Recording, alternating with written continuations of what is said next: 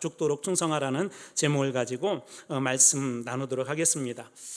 여러분은 무엇을 가장 소중하게 지금 생각하십니까? 만약 지금 가장 소중한 거 하나를 붙잡으라면 어떤 것을 붙잡겠습니까? 소중한 것은 언제 이렇게 드러나냐면요, 평소 때는 잘 모르고요, 위기가 오면 그 사람이 무엇을 소중히 여기는지를 알 수가 있습니다. 위기가 오면 그게 정말 소중한 것인지 그렇지 않은지를 알 수 있다는 거예요. 대표적으로 이런 얘기 한번 여러분 들어보셨죠? 짝퉁 가방과 진짜 가방의 구별법 뭘까요? 어떻게 하셨어요? 말씀을 기억 못 하시면서 예화는 잘 기억하신 것 같아요. 그렇죠. 비 올 때죠. 비 올 때 짝퉁 가방은 어떻게 해요? 이렇게 쓰고 가죠. 그런데 명품 가방은 어떻게 해요? 가슴에다 품고 갑니다. 옷은 젖어도 괜찮은데, 머리는 젖어도 괜찮은데 가방은 젖으면 안 됩니다. 또 어느 곳에서 정말 무엇이 그 사람에게 소중한가 귀중한 걸 알 수가 있냐면은, 예를 들어서 집이 이렇게 불이 나잖아요. 아파트에 불이 나면 사람들이 손에 들고 가장 먼저 들고 나오는 것이 그 사람에게는 가장 그런 소중한 것들입니다. 이처럼 위기 상황이 되면 무엇이 소중한지를 우리는 알 수가 있어요.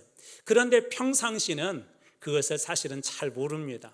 우리 신앙생활도 비슷하죠. 평상시 우리가 시간이 많을 때 이렇게 교회에 나오고 예배 드릴 수 있는 거 사실 그렇게 크게 소중하다는 그런 생각이 어느 때는 별로 안 듭니다. 기도할 수 있는 시간도 마찬가지고요.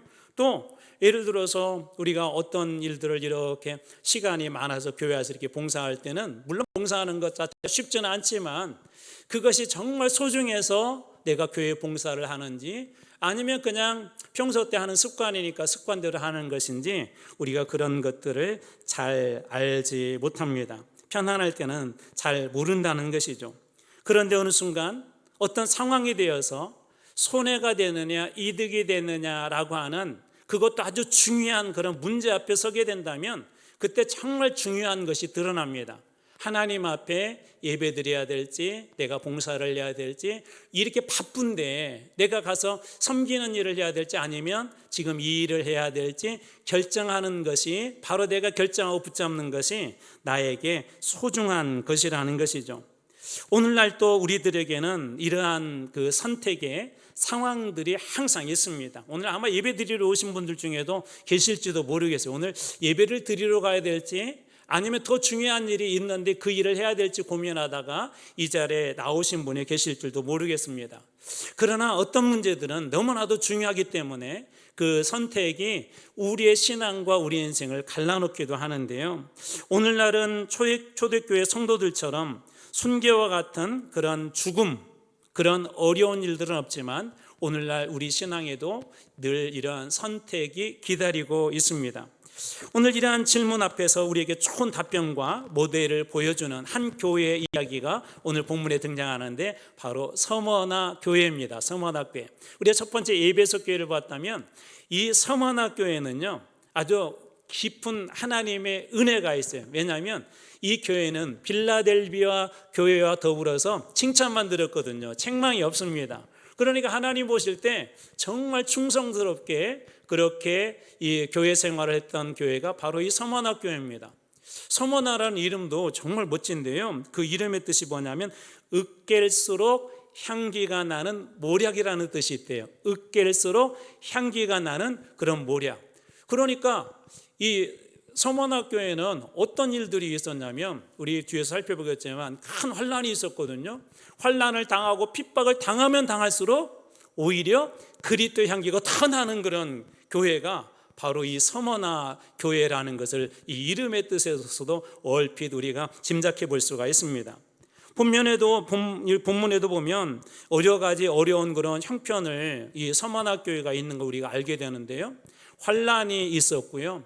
극심한 그런 가난이 있었고 궁핍이 있었고 그리고 사람들의 특별히 몇몇 유대인들 아주 극성 그 유대인들의 비방이 있었고 그리고 앞으로는 감옥에 너희들 갈 수도 있고 죽을 수도 있다라고 하는 게 이 서머나 교회의 형편이었습니다. 그리고 실제로 폴리캅이라고 하는 그런 초대교회 교부 이분이 서머나 교회에 주교를 했거든요. 근데 이분은 실제 저렇게 순교를 당하는 일까지 벌어집니다. 이런 일들이 이 서문학교에 많이 있었습니다. 그런 이유는 딱 한 가지를 뽑으라면 그것은 바로 예수 그리스도 때문이었습니다. 믿음을 버리게 된다면 그런 일들은 일어나지 않게 되는 것이죠. 우리 지난 주일에 살펴보았던 일본의 막부 시대에 후미에라는 게 있다고 그랬잖아요. 동판에 예수 그리스도의 형상이 새겨졌는데 그것을 밟고 지나가면 살 수 있는데 별것 아니잖아요. 내 마음만 예수 믿으면 되지라고 그렇게 생각하고 그냥 밟고 지나고 나는 그래도 예수 믿어, 예수님 이해하실 거야 하고 밟고 지나가면 괜찮은데, 그때 당시에 많은 진짜 그리스도인들은 그 형상조차도 밟고 지나가지 않고 오히려 죽음을 선택합니다. 그러한 위험들이 이 서문학교에서도 있었습니다. 그러니까 지금까지 상황만 이렇게 보게 되면 서문학교에는 한마디로 이렇게 한번 질문해 볼게요. 예수를 잘 믿고 있는 것 같아요? 못 믿는 것 같아요? 잘 믿는 교회죠. 예수를 믿는데 어느 정도로 믿어요? 죽을 각오를 하고 믿는 것이죠. 그런데 오늘 본문의 말씀에 보면 이 교회를 향한 명령과 권면에서 하나 쇼킹한 그런 우리 문장 하나를 만납니다. 여러분들이 잘 아는 말씀이고 이 말씀은 특별히 헌신 예배 때 많이 들었던 그런 말씀입니다. 2장 10절에 이렇게 말씀하시죠. 내가 죽도록 충성하라. 서문학 교회는 어떤 교회라고요? 환난과 궁핍과 비방이 있었고 감옥에도 많이 갔고 실제적으로 순교한 일들이 많이 일어난 그런 교회인데 왜 그리스도는, 하늘에 계신 그리스도는 이 교회를 향하여서 죽도록 충성하라고 그렇게 이야기했을까요? 종교 목사님들이 헌신 예배를 드리면서 이 본문을 선택해서 이 직분자들에게도 여러분 한번 직분을 맡았으면 평생 죽을 때까지 이 직분을 감당해야 됩니다. 어느 때보다도 하나님 앞에 더 열심을 내야 됩니다. 성실해야 됩니다. 라고 그렇게 최선을 다하도록 권면하며 여러분들에게 종종 인용하는 말씀이 바로 이 말씀입니다. 죽도록 충성하라는 그런 말씀입니다. 물론 이런 의미가 충성이라는 속에 들어있지만 정확한 의미는 그렇지 않습니다. 이 말씀을 헬라 원어로 살펴보면 이렇게 되어 있어요. 기누 피스토스 아크리 다나투. 그냥 모르셔도 돼요. 이것을 그냥 그대로 번역을 하면요, 이런 뜻이에요. 죽음에 이르기까지 신실해라.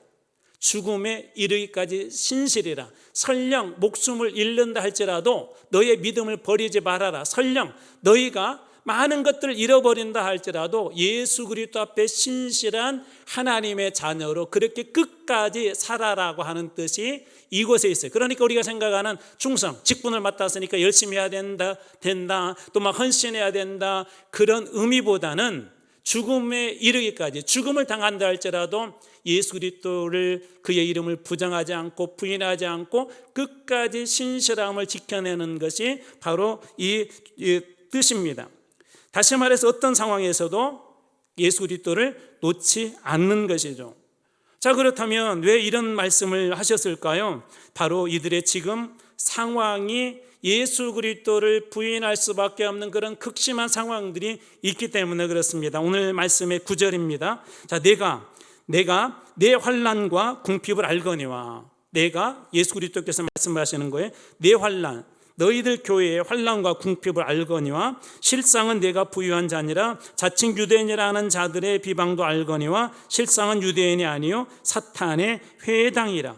세 가지 중요한 단어가 등장하죠. 현재 서문학교의 상황이에요. 첫 번째는 환난, 두 번째는 궁핍, 세 번째는 뭐죠? 비방입니다. 비방. 이 세 가지 상황이 지금 서문학교회 안에 실제적으로 존재하고 있는 거예요.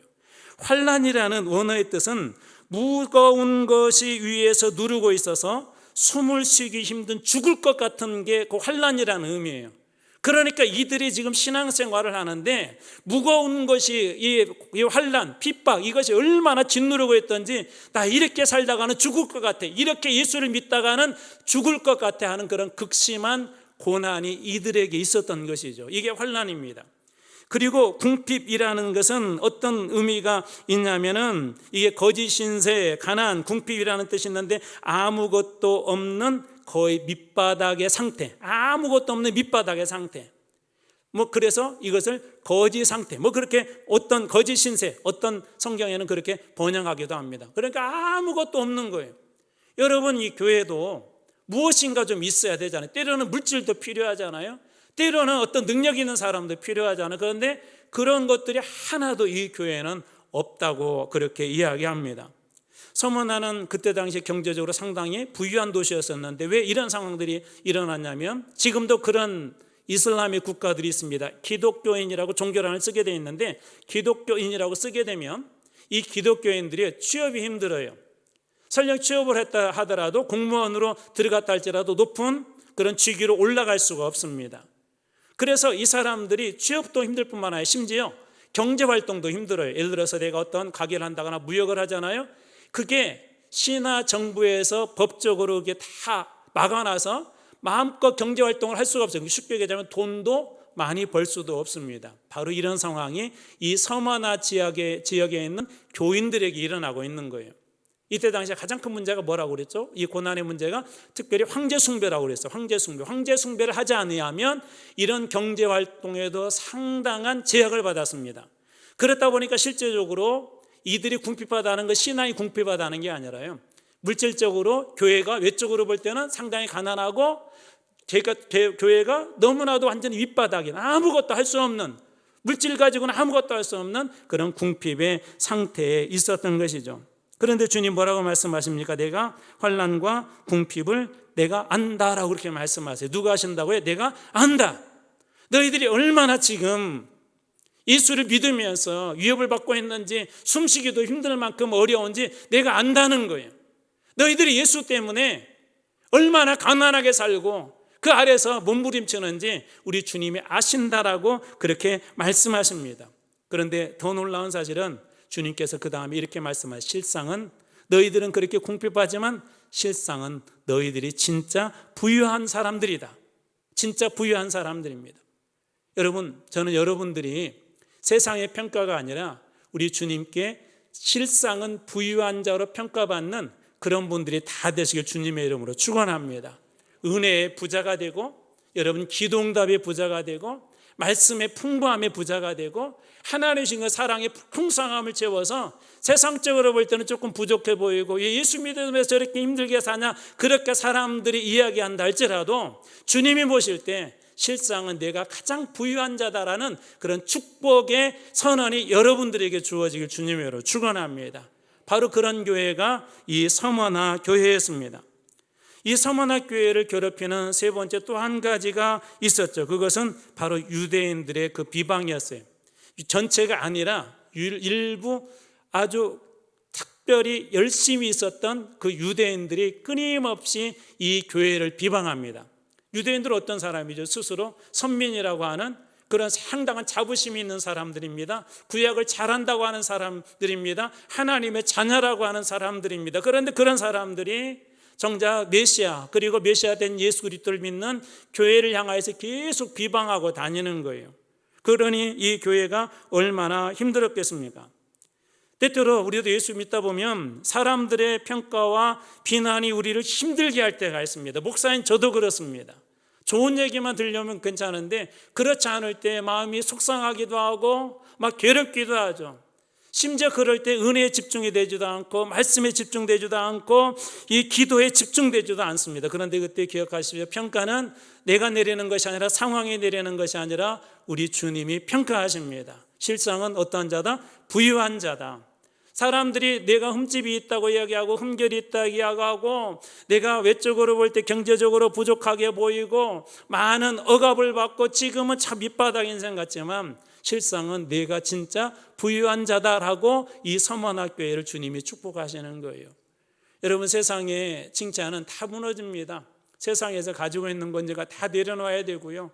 아무리 좋은 걸 우리 가지고 있어도 예수 그리스도의 이름이 내 인생에 쏙 빠져 있다면 그것은 빈 껍데기보다도 못한 인생입니다. 저는 여러분들이 빈 껍데기가 아니라 정말 그 내면에 살아계신 예수님 때문에 기쁨이 충만하고 우리 주님 때문에 그 사랑이 흘러넘치는 실상은 부유한 자 다 되시길 주님의 이름으로 축원합니다. 마지막까지 칭찬을 듣는 교회가 되고 성도가 되기를 원하는 것들이 바로 우리의 마음이겠죠. 그런데 또 방해자가 또 하나가 있습니다. 환난과 궁핍과 비방을 받은 서머나 교회에 있었고 이제 고난이 끝났다, 수고했다, 앞으로 잘 될 것이다 라고 주님이 말씀하시면 좋겠는데 주님이 아신다고 하잖아요. 내가 환난도 알고 궁핍도 알아, 비방도 있는 거 알아. 그러면 주님이 그 다음에 그것을 갖다 좋은 쪽으로 축복해 주시면 괜찮을 터인데 거기에서 끝나지 않고 또 다른 방해자가 있음을 이야기합니다. 계시록 2장 10절입니다. 볼지어다 마귀가 장차 너희 가운데서, 너희 교회 가운데서 몇 사람을 오게 던져 시험을 받게 하리니. 누가 그렇게 한다고요? 마귀가. 언제요? 장차. 지금은 아니지만 앞으로 그렇게 한대요. 너희 가운데서, 너희 서머나 교회 가운데서 몇 사람, 다는 아니지만 몇 사람이 오게 던져져 시험을 받게 될 것이다 라고 합니다. 자, 비방이, 환난과 궁핍과 비방이 거기서 끝난 게 아니라 이제는 업그레이드 되었습니다. 업그레이드. 감옥에 던져지게 될 것이고 심지어 죽임을 당하게 될 것이라고 하는 그런 예언의 말씀까지 주님께서 해 주십니다. 여러분, 여기에서 왜 마귀는 그렇다면 우리가 이런 가운데 있고 하나님의 보호하심 아래 있음을 알고도 끊임없이 그리스도인들을 그렇게 시험하고 무너뜨리려고 할까요? 목적은 딱 하나예요. 그리스도를 그 손에서 놓아버리게 만들기 위함입니다. 예수 그리스도로부터 떠나게 하기 위함입니다. 그리스도와 나의 생명의 관계를 끊어버리기 위해서 마귀는 우리들의 그렇게 시험을 하는 거예요. 참고로 모든 시험이 마귀로부터 온 건 아닙니다. 그러나 그 중에 어떤 시험들은 마귀가 우리들에게 던져줌으로써 그리스도와 우리로 관계로부터 점점 멀어지게 하는 거예요. 교회로부터 멀어지게 하는 거예요. 마음이 속상해서 말씀의 은혜 받은 것부터, 말씀의 은혜 받은 것으로부터 우리를 멀어지게 합니다. 마귀가 때때로 그래서 우리를 감옥과 같은 곳에도 이렇게 던져버리기도 하죠. 그래서 마귀는 때때로 우리들에게 어떤 상처를 이용하기도 하고 어떤 사람의 말을 이용하기도 합니다. 상처를 이용하여서 신앙을 놓아버리기도 하죠. 물론 상처를 가볍게 여기면 안 됩니다. 만약 그런 상처를 주었다면 그것은 회개해야 될 것이고, 또한 그런 상처를 이렇게 받은 사람이 있다면 그 사람은 보호받아야 될 것이고, 책임을 져야 할 것이 있다면 그것에 대한 책임을 져야 할 것입니다. 그런데 마귀가 이렇게 계속 속삭이도록 두어서는 안 됩니다. 내가 상처받았으니 교회를 떠나라. 내가 상처받았으니 예수를 믿지 말아라. 상처받았으니 기도도 소용없다, 예배도 소용없다 라고 하는 이런 속삭임을 마귀가 계속 하도록 버려두어서는 안 됩니다. 사람에게 실망했다고 해서 예수 그리스도를 놓는다면 여러분 누가 가장 좋아하겠습니까? 마귀가 좋아하겠죠. 여러분 가끔 이렇게 병원에 가서 이렇게 진찰을 받아보면 의사 선생님들이 있기 때문에 우리가 건강하지만 의사 선생님들도 여러분 100% 확신이 없다는 거 아세요? 아십니까? 의사 선생님들이 어떤 질병을 거의 어떤 것들은 90% 100% 가깝게 진단하지만 100% 확신이 없어요. 왜 그러냐면 또 열이 나더라도요, 이 열이 나는 이유가 수만 가지이기 때문에 그래요. 한 두 가지 조합한다 하더라도 수백 가지가 됩니다. 세 가지 조합한다 하더라도 수십 가지가 됩니다. 다만 어떤 상황들을 볼 때 어떤 것에 가깝기 때문에 그런 것이죠. 그렇다고 해서 저 의사 선생님 지난번에 가서 보니까 약도 안 맞고 여전히 그냥 열이 있네. 그러니까 나는 의사 못 믿어. 병원 가도 소용없어라고 끊어버리게 된다면 누구만 손해죠? 자기만 손해입니다. 고칠 수 있는 기회가 점점 더 사라지는 것이죠. 신앙도 마찬가지예요. 마귀가 주는 시험 중에 하나는 뭐냐면 우리를 하면 속상하게 하는 거예요. 그래서 기도할 힘도 빠지게 하고요, 말씀 읽는 그런 맛도 잃어버리게 하고요, 하나님으로부터 점점 더 우리를 멀어지게 합니다. 어떤 사람이 이렇게 절벽에 지금 줄 하나를 이렇게 붙잡고 매달려 있는데 이 줄을 붙잡고 있으면 살 수가 있어요. 그런데 그의 눈앞에 엄청나게 큰 황금덩어리가 이만한 게 있다고 한번 상상을 해보십시오. 여러분 어떻게 해야 되겠습니까? 아무리 좋은 황금덩어리가 있어도 이 생명줄 붙잡아야 되죠. 이걸 붙잡아야 사는 것입니다. 황금덩어리가 줬다고 그것을 붙잡기 위해서 이 생명줄에 손을 놓는 순간 그는 영원한 죽음에 빠지게 될 것입니다. 여러분 우리의 인생도 마찬가지입니다. 그것이 상처일 수도 있고 금 같은 유혹일 수도 있고, 그럴 때 결코 놓아서는 안 될 이 생명줄 같은 그것이 하나가 있는데 그것은 바로 예수 그리스도십니다. 그래서 주님께서 이 서만화 교회에서 그 얘기를 하는 거예요. 너희들이 죽기까지, 죽음에 이르기까지 절대로 놓지 말고 그 신실함, 예수에 대한 믿음, 그 주님의 이름을 꼭 붙잡아라. 이 뜻이 죽도록 충성하라는 그런 뜻입니다. 그리고 또 하나 여러분 꼭 기억하시기 바랍니다. 고난이나 환난은 무한하지 않습니다. 어둠의 시간이 정말 힘들고 어려울 때는 밤의 시간이 엄청 길게 느껴지죠. 여러분도 혹시 그런 경험이 있으십니까? 내일 무엇인가 해야 되는데 그게 너무 골치 아픈 일이에요. 내일 무엇인가 판단을 받아야 되는데, 병원에 가야 되는데, 혹시 이게 중병이라고 나오면, 위험한 병이라고 나오면 어떨까 할 때 그 밤의 시간은 너무나도 힘들고 괴롭습니다. 그런데도 우리의 괴로움에 상관없이 밤의 시간은 어느 순간에 끝납니다. 새벽이 오고 태양이 밝아오죠.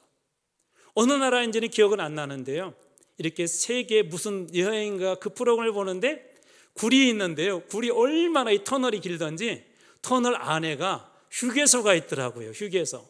이게 엄청 긴 거예요. 그런데 휴게소가 있을 정도로 긴 그 터널도 뭐가 있어요? 끝이 있습니다. 마찬가지로 환난이나 고난도 끝이 있는데, 오늘 본문 말씀도 우리들이 그렇게 소개해 줍니다. 너희들이, 서머나교회 너희들이 2장 10절입니다. 너희가 10일 동안 환난을 받으리라. 며칠 동안 받는다고요? 10일 동안. 학자들의 의견이 분분해요. 진짜 10일이다, 아니면 짧은 기간을 이야기한다, 아니면 뭐 한시적이다, 여러 가지 의견이 있지만 분명한, 정확하게 그것을 알 수는 없지만 분명 한 가지 사실이 있는데, 환난도 뭐가 있다는 거예요? 끝이 있다는 거예요. 끝이 정해져 있다는 것입니다. 물론 끝이 있다고 해서 고통이 가볍게 되는 건 아니죠. 방금 설명드린 것처럼 새벽이 밝아올 것을 알고 있지만, 전쟁터에 있는 그 사람에게는, 어떤 사람에게는 그 밤은 죽음의 시간처럼 길고 두려운 밤일 수 있습니다. 병원에서 중요한 진단의 결과를 들어야 되는 사람에게는 그 밤이 고통스러운 밤일 수도 있습니다. 그렇다고 해서 죽음의 위험과 두려움이 사라지는 것은 아니고, 또 시간이 정말 가진 않지만 분명한 것은 뭐냐면 그 끝이 있다는 거예요. 그래서 주님은 우리들에게, 서머나교회에게 이렇게 부탁합니다. 2장 10절 다시 한번 읽어드립니다. 내가 죽도록 무엇하라? 충성하라. 내가 죽도록 충성하라. 죽음을 피하라고 하지 않고요, 살아남을 방도를 찾으라고 하지 않고요, 타협하라고 말하지 않고 죽도록 충성하라. 무슨 뜻이 있다고? 죽음에 이르기까지 신실해라. 죽음에 이르더라도 신실함을 버리지 말아라. 설령 내가 지금 이 어둠의 터널을 지나고 있다 할지라도, 죽음에 이르는 그런 지경에 이르렀다 할지라도 신실함을 버리지 않으면 반드시 이 끝이 올 것이다. 신실함을 소유하면 끝이 올 것이다 라는 그런 이야기입니다. 자, 이 서머나교회에 정말 이렇게 살아낸 한 사람이 있다고 제가 소두에서 잠깐 소개했고, 이분의 이야기는 한 두어 번 여러분들에게 소개했었습니다. 서머나의 그런 감독이었던 폴리캅이라는 사람이에요. 폴리캅. 이분이 이 로마에서도 상당한 존경을 받았다고 그랬죠. 그래서 어떻게든지 이 사람을 살려보려고 한 번만 예수를 모른다고 부인하라고 하지만, 이분은 이렇게 고백했대요. 내가 86년 동안 한 번도 예수님은 나를 모른다고 부인하지 않았는데 내가 어떻게 주님을 부인할 수 있겠습니까? 죽도록 정말 충성한 겁니다. 그리고 그는 어떻게 되었을까요? 화형을 당해서 죽습니다. 그 순간까지도 그는 죽도록, 죽기까지 자기의 그 신실함, 예수 그리스도에 대한 믿음을 그는 버리지 않았습니다. 이것이 과연 우리의 의지와 결단으로 가능할까요? 아마 지금 이 상황에서 여러분들에게 물어본다면 약간은 주저하시지만 할 수 있을 것 같은 그런 마음이 아마 드시는 분도 계실지 모르겠습니다. 정말 예수님을 위해서 이렇게 죽어도 괜찮겠습니까? 그렇게 이야기하면 지금은 우리 상황이 평온하기 때문에 혹시 우리 중에도 나는 할 수 있습니다라고 그렇게 말하는 분이 계실지 모르겠습니다. 그러나 우리의 의지나 결단으로 이 일이 되지 않습니다. 그래서 이 서머나교회에 주님이 당신을 소개할 때 이렇게 소개를 했어요. 우리의 힘으로 되는 것이 아니라 그 주님을 통해서 가능하기 때문에 이렇게 주님을 소개합니다. 2장 8절로 다시 올라갑니다. 서머나 교회 사자에게, 지도자에게, 심부름꾼에게, 일꾼에게 편지하라. 처음이며 마지막이요. 우리 앞에서 보았었죠. 알파와 오메가, 처음이요 마지막, 역사의 주관자라는 거예요. 시작도 우리 주님께 있고, 우리의 인생의 마지막은 누가 결정해요? 우리 주님이 결정하시는 거예요. 사단이 우리의 상처나 환경이 여러분의 인생의 마지막을 결정하는 것이 아닙니다. 당시 로마 황제의 권력이 엄청 강하다고 그랬죠. 황제의 말 한마디면 죽기도 하고 살릴 수도 있는 그런 권세가 이 황제에게 있었습니다. 그런데 주님께서 처음이야 마지막이다라고 하는 이야기는 우리는 이 말씀을 읽으면 잘 감이 오지 않지만 이 헬라 문학과에 있는 사람들은 이 말씀을 딱 읽는 순간 이 모든 역사의 주관자, 내가 살고 죽는 것도 주님의 손에 있구나라는 것을 즉시 깨닫습니다. 왜냐하면 바로 이 뜻이 역사의 주관자는 우리 예수님이시다라는 뜻이 있기 때문에 그렇습니다.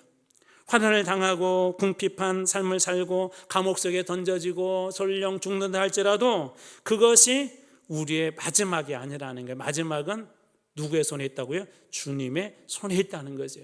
여러분 기억하세요? 우리의 인생의 마지막은 주님의 손에 있어요.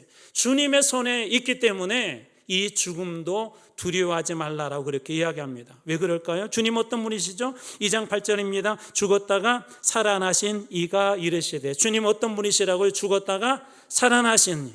우리 예수님은 정말 죽음을 경험하셨지만 그 죽음을 뛰어넘어서 부활하셨죠. 이거 어떤 의미가 있죠? 죽음에서 승리하신 분, 죽음보다도 위대하신 분, 죽음을 이기고 죽음의 위에 계시는 분, 세상에서 가장 절망적인 이 죽음보다 높으신 분이 누구시라는 거예요? 우리 예수님이시라는 것입니다. 여러분, 우리의 의지나 우리의 결단이 죽도록 충성할 수 있게 만드는 것이 아니라 우리가 믿는 그 주님이 죽음을 이기셨기 때문에 세상의 어떤 사망의 권세도 죽음도 우리에게 다가온다 할지라도 넘어뜨릴 수 없다는 것입니다. 주님의 승리가 우리의 승리라는 것입니다. 예수 그리스도는 이를 통하여서 죽음도 이길 수 없는 그런 존재인 것을 우리들에게 보여주시죠. 그냥 단순히 보여주신 것이 아니라 실제로 그렇게 보여주셨습니다. 여러분, 그래서 죽도록 너희들이 설령 예수를 믿다가 죽을 수도 있지만 예수 그리스도가 어떤 분인지 너희들 알지 않느냐? 죽었다가 살아나신 분, 부활의 첫 열매. 너희들도 첫 번째 그렇게 죽을 수 있지만 반드시 죽음을 이기신 예수 그리스도가 부활의 첫 열매 되신 것처럼 너희들도 반드시 부활할 것이다 라고 그렇게 권면하고 있는 것이에요. 자, 그렇다면 우리가 여기에서 하나님께서는 끝나십니까? 그렇지 않습니다. 이렇게 충성할 때 주시는 축복과 약속이 있는데 2장 10절 다시 한번 일부분 읽어드리겠습니다. 내가 죽도록 충성하라. 그리하면 내가 생명의 관을 내게 주리라. 끝까지 죽음에 이르기까지 너의 신실함을 지키라. 그러면 내가 생명의 관, 생명의 면류관. 이 관이라는 말은요, 이렇게 올림픽이나 그런 경기에서 승리했을 때 주어지는 것이에요. 왕관이 아니에요. 그러니까 생명의 관은 뭐예요? 생명의 승리. 예수 그리스도의 그 승리에 우리도 참여하는 자가 되었다는 증표로 생명의 관을 주시겠다라고 그렇게 이야기합니다. 이 생명의 관을 구체적으로 11절에 이렇게 표현하고 있는데 11절입니다. 귀 있는 자는 성령이 교회들에게 하시는 말씀을 들을지어다. 이기는 자는 둘째 사망의 해를 받지 아니하리라. 무엇을 받지 않는다고요? 둘째 사망의 해를 받지 않는다. 첫째 사망의 해는 뭘까요? 순교죠. 예수 그리스도 때문에 죽는 육체의 죽음을 이야기해요. 근데 더 무서운 죽음이 하나가 있어요. 그것은 뭐냐면 주님의 심판 앞에서 두 갈래로 갈립니다. 하나는 영원한 사망과 지옥의 심판으로, 하나는 영원한 생명과 천국의 심판으로 이 걸음이 갈릴 거예요. 그럴 때 두 번째 사망, 하나님과 사망이라는 하나님과 단절된 상태를 이야기하는데 하나님과 예수 그리스도와 단절된 그런 상태가 아니라 두 번째 사망은 없을 거라는 거예요. 두 번째 사망은 결코 일어나지 않을 거라는 겁니다. 세상에 사람들이 목숨을 죽일 수 있지만, 우리의 목숨을 빼앗아갈 수 있지만, 우리가 영원히 하나님과 거하는 그 삶에 대해서는 두 번째 사망은 절대로 우리들에게 일어나지 않을 것이라고 그렇게 서문학교회를 통해서 말씀하고 있습니다. 죽음이 숨을 멈추게 할 수도 있고 죽음이 이 땅의 삶을 끝나게 할 수도 있습니다. 그러나 그리스도 안에서 얻은 생명은 결코 빼앗을 수 없을 것입니다. 그래서 어떠한 죽음을 당하든지, 그것이 순교의 죽음이든지 자연스러운 죽음이든지 그리스도 안에서 얻은 이 영원한 생명은 빼앗을 수 없기 때문에 죽음을 이긴 사람에게 쓰여지는 승리의 관, 생명의 관을 쓰여 주시겠다고 약속하신 것입니다. 예수님의 약속도 보십시오. 저는 이 요한계시록 읽을 때마다 이 말씀이 계속 생각납니다. 로마서 8장 35절입니다. 누가 우리를 그리스도의 사랑에서 끊으리요? 환난이나 곤고나 박해나 기근이나 적신이나 위험이나 칼이랴. 저는 여러분들의 삶에서 이 선언이 날마다 있길 주님의 이름으로 축원합니다. 어떠한 사망도, 어떤 권세도, 어떤 환난도 여러분들 그리스도의 사랑, 생명의 관계에서 결코 끊을 수 없음을 사도 바울을 통해서 선언하신 거예요. 또 로마서 8장 39절을 보십시오. 높음이나 깊음이나 다른 어떤 피조물이라도 우리 주 예수 그리스도 안에 있는 하나님의 사랑에서 끊을 수 있다 없다? 끊을 수 없으리라. 여러분, 이것이 복음입니다. 여러분, 어떤 사망의 권세도 어떤 환난도 결코 주님과 우리의 생명의 관계를 끊을 수 없습니다. 그것은 우리 자신이 뛰어나서가 아니라 예수 그리스도께서 이미 그 사망을 정복하셨고 예수 안에 있는 모든 사람들에게 이 영생을 주시기로 약속하셨기에 오늘 여러분들에게도 죽음도 어떤 사망도 결코 이 영생의 축복을 빼앗아갈 수 없습니다. 그것이 복음이고 우리 주님의 약속이기 때문에 그렇습니다. 자, 그렇다면 다시 처음으로 돌아가 봅시다. 여러분, 어떤 때, 어떤 위기 때 여러분들은 무엇을 붙잡습니까? 무엇이 가장 소중합니까? 내 인생에 위기가 닥쳐왔을 때 그때 여러분은 어떻게 하셨습니까? 위기 때 주여 주여 그렇게 외치셨습니까? 아니면 위기 때 허둥바둥 그렇게 안절부절하지 못했습니까? 위기에 왔을 때 주님 말씀 속에서 여러분의 인생의 해답을 발견하려고 하셨습니까? 위기가 왔을 때 밖으로 나가서 세상적인 방법을 구했습니까? 상처를 받았을 때 상처만 보셨습니까? 아니면 우리를 사랑하시고 어루만져 주신 그 주님이 여러분 보이셨습니까? 여러분, 우리에게 가장 소중한 것이 절망적인 상황에서 잘 드러난다고 그랬는데 그럴 때 여러분의 입술에서 주여가 튀어나오길 주님으로 축원합니다. 그때 주님의 말씀이 여러분의 심장 속에 훅 들어오기를 주님의 이름으로 축원합니다. 그때 성령의 능력이 여러분들 가운데 임하기를 주님의 이름으로 축원합니다. 그때 하나님께서 이 환난도 궁핍도 이 비방도 이 감옥의 갇힘도 죽음의 권세도 다 여러분들에게도 이기게 하여 주실 줄로 믿습니다. 그래서 예수님께서 오늘 분명하게 우리들에게 그렇게 묻습니다. 살기 위해 그리스도를 놓을 것이냐, 살기 위해 그리스도를 놓을 것이냐, 아니면 죽음이 와도 그리스도를 붙잡을 것이냐. 그리고 오늘 우리들에게 이렇게 분명하고 또렷하게 명령하십니다. 죽도록 충성하라. 죽도록 충성하라. 죽을 만큼 일하라는 뜻이 아닙니다. 망가질 때까지 교회 일을 하라는 그런 뜻도 아닙니다. 죽음에 이르기까지 그리스도께 신실해라는 것입니다. 우리에게도 이런 죽음의 순간이 온다고 그랬죠. 감옥의 순간이 온다고 했죠. 다는 아니지만 마귀가 이런 시험을 주기도 합니다. 상처일 수도 있고요, 관계의 문제일 수도 있고, 실패일 수도 있고요, 어떤 문제 때문에 부끄러움일 수도 있습니다. 그러나 그 순간에도 내가 살아남기 위해서 주님을 놓는 게 아니라 오히려 주님을 더 붙잡는 여러분들이 되시길 주님의 이름으로 축원합니다. 주님께서 이기신 그 주님의 약속의 손을 붙잡고 그리스도를 놓지 않을 때 사망과 죽음의 권세를 이기신 우리 주님, 둘째 사망의 해를 영원히 우리 인생에 지워버린 그 주님의 생명의 관을 여러분들도 쓰게 될 줄로 믿습니다. 여러분들 이렇게 한번 적용해 보면 어떨까요? 이번 한번 다음 수요일 만날 때까지 여러분의 인생에 소중하게 여기겠다고 하는 그 자리에 다시 한번 주님의 약속을 한번 올려놓아보지 않겠습니까? 우리 성도들 중에 정말 위로가 필요하고 힘든 그런 분들을 위해서 하나님, 우리 아무개 집사님이 아무개 성도가 요즘 이렇게 어렵다고 하는데 그분의 삶에도 예수 그리스도가 진정한 승리자가 되게 해주십시오. 그렇게 한번 기도해 봐 주시지 않겠습니까? 우리의 삶에도 때때로 감옥과 같은 그런 것들이 우리들에게 돌아올 때, 들어올 때, 내 삶에 훅 치고 돌아올 때, 너무나도 힘들고 괴로워서 어려울 때 이렇게 한번 주님 앞에 기도해 보지 않겠습니까? 주님, 저도 주님을 놓지 않게 해주십시오. 저도 주님을 절대 놓지 않게 해주십시오. 저도 주님의 이름으로 반드시 승리하게 해주십시오. 그렇게 한번 기도해 보지 않겠습니까? 우리 주님은 오늘도 우리들에게 이렇게 말씀하십니다. 죽도록 충성하라. 죽도록 충성하라. 그리하면 너희에게 생명의 관을 주리라. 이 말씀의 축복이 오늘 말씀을 읽고 듣고 그 말씀 가운데 가는 여러분 모두에게 주시는 하나님의 축복이 되시길 주님의 이름으로 축원합니다. 기도하겠습니다.